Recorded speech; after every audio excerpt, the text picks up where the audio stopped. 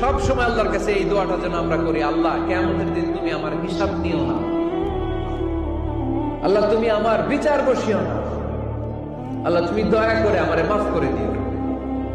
আল্লাহ যার বিচার করবেন ও জাহান্নামে যাবে, আর যার বিচার করবেন না সে জান্নাতে যাবে।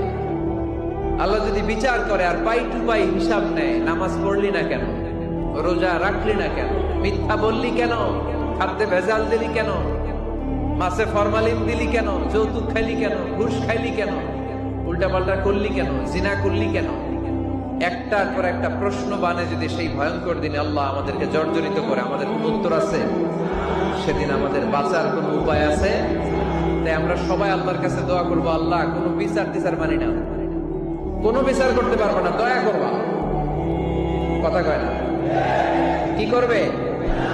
এবার আওয়াজ করে বলেন, বিচার চান না দয়া চান?